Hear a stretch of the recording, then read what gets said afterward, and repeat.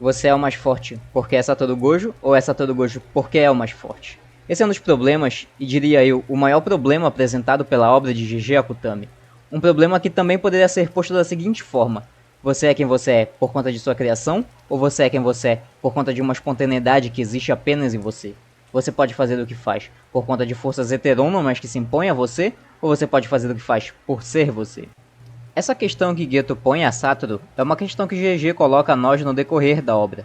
Os valores de uma determinada sociedade formam e determinam os sujeitos, ou os sujeitos têm alguma forma de espontaneidade que vai além de seu ambiente? Imaginar que originalmente existiu um indivíduo sozinho que deu origem à humanidade, sem uma sociedade para cuidar dele, é apenas uma regressão platônica, ou uma ilusão teológica. Do próprio ponto de vista biológico, o humano não tem a menor capacidade de sobreviver sozinho. Diferentemente de animais, nós precisamos de cuidados e atenções muito específicas para que consigamos sobreviver. Nascemos extremamente frágeis, incapazes de existir sem um outro que cuide de nós. E é por isso que é uma ilusão pensar que, de alguma forma, o sujeito precede a sociedade precede o sujeito. E é por isso que abstrair o sujeito da sociedade, ou seja, pensar o sujeito fora da sociedade, é em certo grau pura obra de ficção. Tirá-lo de suas condições materiais de existência é conjecturar algo irreal e também é cometer uma injustiça com sujeitos reais. E o mundo de Jujutsu exprime isso muito bem, tendo sua síntese máxima nessa pergunta feita por Geto a Gojo, mas que já se mostra aparente desde o momento em que pisamos na escola Jujutsu. Assim como Maki, Gojo é definido não por sua subjetividade em constante construção, em outras palavras, por quem ele veio a se tornar, mas sim pelo que ele pode fazer. Gojo é definido por uma categoria a priori que o define antes mesmo de pensarmos o sujeito Satoru Gojo. Gojo é definido pela sociedade Jujutsu e por nós leitores, antes de mais nada, pela sua força. Poder-se-ia dizer que a estrutura do mundo Jujutsu não é muito diferente da tradição do pensamento ocidental, uma tradição que traz antagonismos e contradições latentes. No mundo Jujutsu, o valor dos feiticeiros é definido pela sua força e raridade de sua técnica. Ao mesmo tempo em que o universal é valorizado enquanto fim último e, aqui entende-se o universal enquanto a sociedade Jujutsu, ou seja, ao mesmo tempo que o feiticeiro é valorizado pela sua utilidade para o alto escalão, existe uma valorização dos sujeitos individuais que são considerados fortes. A contradição desse pensamento se dá no fato de que, ao mesmo tempo que os sujeitos precisam ser presos por valores pré-estabelecidos a eles pelo alto escalão, esses mesmos sujeitos precisam ser livres o suficiente para serem fortes por si só. Não à toa, os feiticeiros de grau especial trabalham sozinhos, enquanto os de grau abaixo sempre trabalham em dupla. A liberdade que Gojo adquire através da força é a liberdade que os protagonistas de anime tanto almejam. A força não é almejada por ela em si, mas sim pelo que ela pode oferecer. Não perder as pessoas importantes, não acatar ordens arbitrárias de pessoas em hierarquia superior, não aceitar ser submisso à sociedade.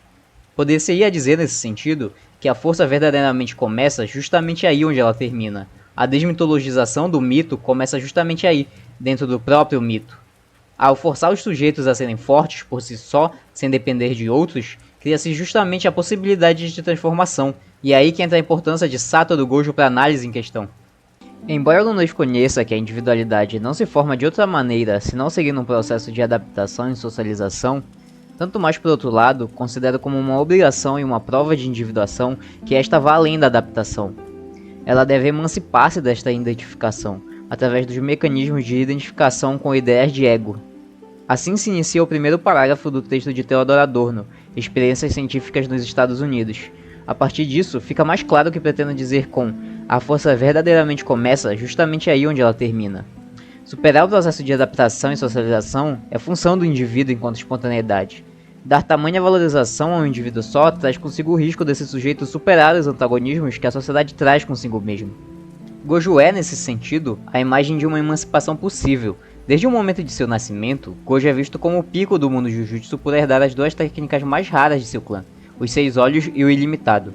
Sendo tratado de forma especial desde seu nascimento, nosso herói trágico desenvolve uma personalidade muito característica, o que na filosofia nós chamamos de espontaneidade do sujeito, conceito que vem do idealismo alemão. E é aí que começa a resposta para a pergunta inicial do vídeo, pergunta que Geto faz para Gojo, e que o mesmo não foi capaz de responder. Na juventude, Satoru e Geto são a representação máxima de uma praxis refletida.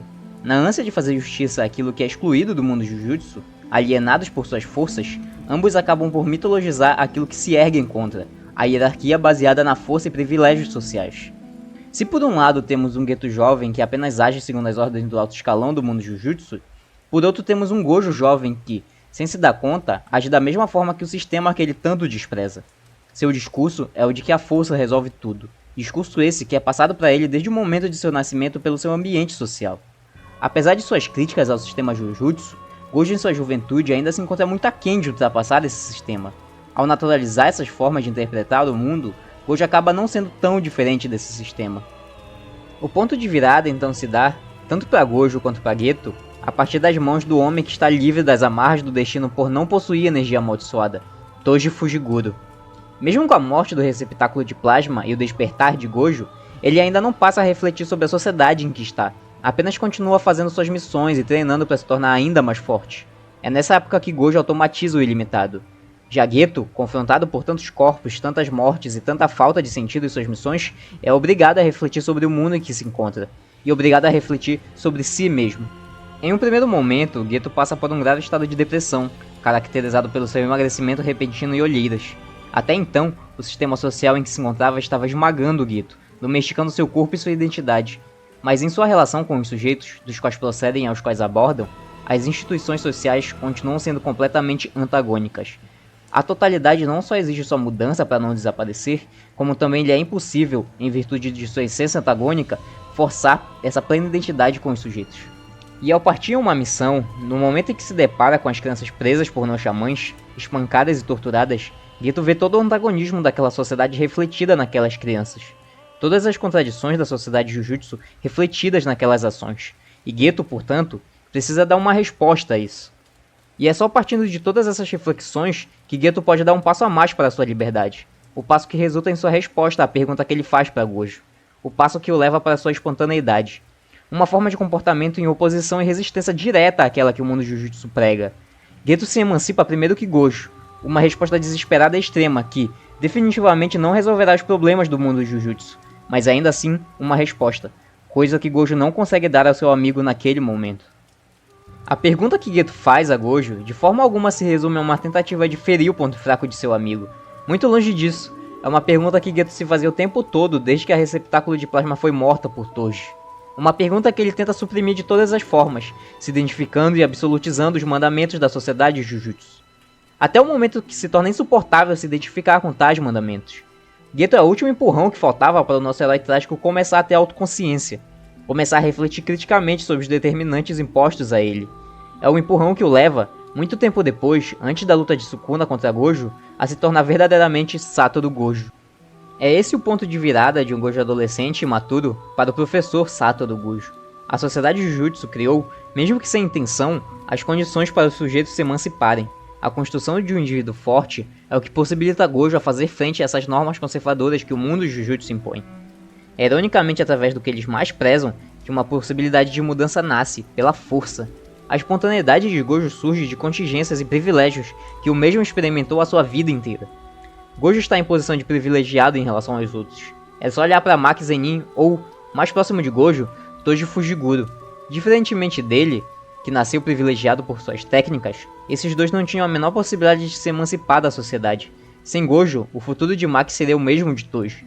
Maki cairia no erro de acreditar em tudo aquilo que a sociedade diz sobre ela, um fracasso, lixo, fraca, meramente por não nascer com energia amaldiçoada. O mínimo que se espera de alguém tão privilegiado é que o mesmo consiga superar suas determinações. Gojo de início não é especial porque é Satoru Gojo, mas unicamente é Satoru Gojo porque é especial.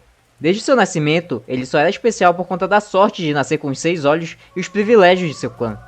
Até o ponto de ruptura da história com a morte do receptáculo de plasma. Gojo ainda era aquilo que a sociedade fazia dele, meramente forte. Gojo só se torna um sujeito capaz de superar seu ambiente social após esses acontecimentos. Gojo só tenta dar uma resposta a Geto após esses acontecimentos. Mas o mundo Jujutsu, assim como o mundo real e as tragédias gregas, não é gentil o suficiente a ponto de deixar Gojo mudar suas estruturas assim, tão facilmente. A resposta que ele dá para a pergunta de Geto é a educação. Seu sonho agora consiste em criar a nova geração, criar ela com bases que não as dele, criá-los de uma forma diferente daquela que ele foi criado. É aí que Gojo consegue superar o mundo que, em um primeiro momento, o criou. Afinal, é impossível pensar um sujeito apartado da sociedade. É impossível pensar o eu sem o outro. É impossível um bebê sobreviver sozinho na floresta sem a dedicação de um outro a esse bebê. Mas não é por isso que essa criança deve limitar-se a esse outro, a essa heteronomia. É dessa autoconsciência de Gojo que nasce sua resposta à pergunta. Gojo não está tentando criar alguém como ele. Gojo, como ele mesmo diz, está tentando criar estudantes que o superem, não apenas no sentido óbvio da força, mas também no sentido de suas determinações. Gojo sabe que ele é profundamente marcado por algo que a sociedade impôs a ele: ser o mais forte. Com exceção de Yuji e Yuta, a maior parte de seus alunos não o vê como nada além de o mais forte. E é um tanto por isso que Gojo quer que seus alunos o superem, tanto a nível objetivo de força, quanto a nível de sujeitos, que são mais e ao mesmo tempo menos que suas determinações. Sujeitos que não se limitam a características impostas por terceiros, como ele se limita. Torna-se mais fácil entender os limites da liberdade de Gojo em contraste com seu melhor amigo, Geto. Pode-se falar de uma claustrofobia dos personagens dentro do mundo Jujutsu, de uma sensação de fechamento dentro de uma rede de malha espessa, tramada de ponta a ponta pela socialização, pelas determinações impostas aos sujeitos. Quanto mais espessa é a rede, tanto mais se anseia sair dela, porquanto é precisamente a sua espessura que impede qualquer evasão. Essa é uma sensação tão clara quanto o dia, seja para os personagens de Jujutsu, seja para nós que estamos no mundo real, a sensação de ter de, a coação social mesmo em seus momentos de tempo livre, onde você tem de participar de socializações em bares com seus colegas de trabalho, quase como uma extensão desse mundo do trabalho, ou no caso de Gojo e Geto, exorcizar maldições sem parar ou refletir sobre, até o ponto que os sujeitos não suportam mais essas imposições com as quais eles não se identificam, e ou se voltam irracionalmente e violentamente contra essa estrutura, ou como Gojo faz, reflete sobre essa violência institucionalizada e tenta mudar. Mas para Gojo, faltou um passo a mais para sua verdadeira emancipação. Gojo viu os problemas da estrutura da sociedade de Jujutsu. Gojo pôde refletir sobre essas antinomias partindo da pergunta inicial do vídeo. Mas Gojo, mesmo em seu último momento, não conseguiu fazer uma autorreflexão crítica sobre si mesmo. Não conseguiu entender o quanto desse mundo já estava dentro dele, de forma inconsciente e mesmo consciente. Geto conseguiu dar esse passo, mas seu ódio se voltou contra as vítimas de tal sociedade, e não contra a sociedade em si. Nesse sentido, Geto também falha em dar uma resposta à altura da mudança que ele queria. Porque não consegue fazer totalmente essa autorreflexão crítica, Geto hipostasia sua identidade de feiticeiro como sendo o absoluto, e portanto, se volta contra os não feiticeiros. Sua autorreflexão para aí, na sua identidade. Ele não consegue refletir sobre si mesmo, e o quanto esses ideais da sociedade de Jujutsu já estavam dentro dele e de sua identidade. Gojo consegue dar o passo para a consciência, por isso ele quer que seus alunos o superem, mas ele não consegue dar o passo para a praxis, para a mudança de si e de sua identidade. Mesmo no final, Gojo só consegue se ver como o mais forte, e por isso, segundo o próprio Gojo, vai lutar contra o Sukuna sozinho. Gojo naquele momento não estava lutando contra o Sukuna para proteger seus alunos, salvar Megumi, ou mesmo evitar a catástrofe que seria ter o Rei das Maldições andando livre pelo mundo. Gojo estava lutando porque queria se provar para o Rei das Maldições. Gojo estava lutando porque era o mais forte, e não porque era Satoru Gojo. Os sujeitos são sempre mais e menos que seus determinantes biológicos, culturais e sociais. Mas, porque enquanto uma espontaneidade é capaz de se emancipar desses determinantes e criar resistência a eles, podendo superar seus conceitos e levá-los a uma nova forma possível de vida em sociedade, assim como Gojo tenta resistir por meio da educação. Menos, porque esse não pode ser hipostasiado como um absoluto que está acima de seus determinantes e o regem. A sociedade precede o sujeito. Por mais que ele possa impor resistência a essa, não pode existir sem um outro que o constitui e se dedica a ele desde seu nascimento. Assim como Geto tentou fazer ao se voltar, de forma violenta e racional, contra as vítimas dessa sociedade, em vez de se voltar contra os princípios dessa sociedade. Geto hipostasiou sua identidade como feiticeiro como princípio absoluto, determinando os não feiticeiros como lixo que deveria ser eliminado. Nada muito diferente do que a sociedade de Jujutsu faz, só que dentro de um status quo definido por poderes herdados, em vez de energia amaldiçoada como Geto faz. A diferença entre eles está apenas no objeto que eles violentam. É por aí que se pode definir Gojo como um herói trágico. Desde sua infância, ele estava e se sentia preso em relação à sociedade e o que se esperava dele.